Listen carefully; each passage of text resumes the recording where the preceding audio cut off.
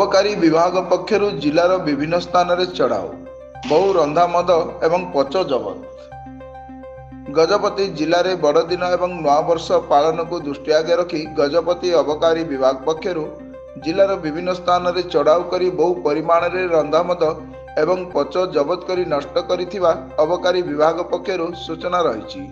जिला अबकारी अधीक्षक प्रदीप कुमार साहू निर्देशक्रमे अबकारी भ्राम्यमान निरीक्षक मनु आयलन तत्वावधान में पाड़ाखुंडी थाना अंतर्गत सिंगीपुर जागिलीसाही अड़वा थाना अंतर्गत बिरीकोट एवं आर उदयगिरी थाना अंचल में चढ़ाऊ कर विपुल परिमाण में रंधा मद एवं पच जबत कर नष्ट कर सूचना रही।